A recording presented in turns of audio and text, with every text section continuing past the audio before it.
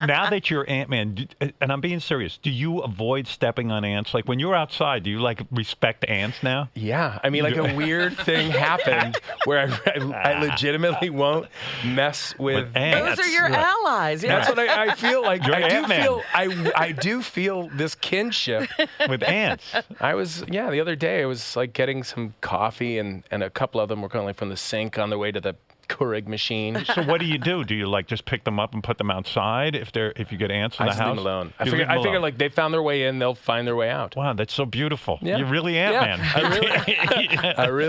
I'm so brothers in fucking arms. impressed. Well, what That's is the pretty good. lifespan of an ant? Just how far did you go with this? I don't know. I didn't Mr. research. Ant-Man. I didn't research it that much. But I was shocked to find out that you not only got the part of Ant-Man, but you wrote the screenplay with another guy. Right. Well, there was, I got this part, and this originally happened because of a guy named Edgar Wright, who wrote the script with another writer and director, a guy named Joe Cornish. They left the project. Edgar left the movie, and then... Did they leave because they were like, we're never going to get this made? It's Ant-Man. I mean... Well, it was supposed to go. I think it was just they had different...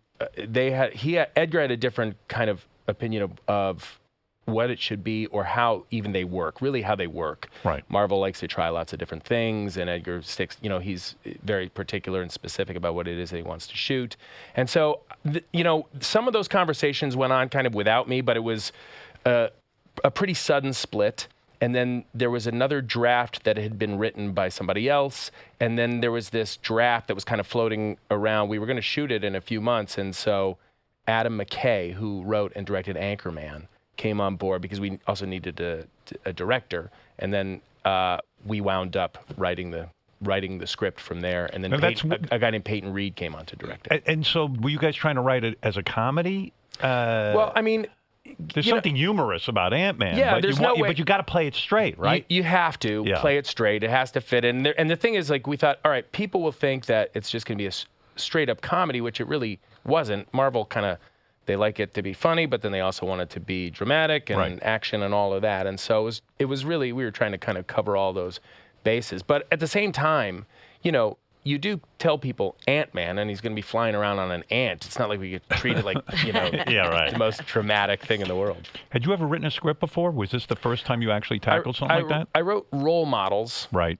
And then I also worked on some of the scripts of this show, Party Down. Right. And then other things here and there. But as far as an actual credited script, this was... I think the third, maybe. And does the studio trust you? Because Role Models made like $92 million or something. Right. So is that why they trust you with this franchise? Honestly, I have no idea why they would. Right. And it was all surprising. And it wasn't. Did you pitch them on it? I mean, did you have to go and say, I have an idea for Adam a story? Adam and I would go back. Like we looked at that script that Edgar had written. Right. And it never veered that far from it, just as far as the blueprint of it, the kind of the story. And then we had some other ideas. Adam and I spent like a couple days talking about it, kind of formulating this, some new scenes, characters, and all that stuff. Then we went in and talked to them and said, what do you think of this? And they said, that's great. Start writing.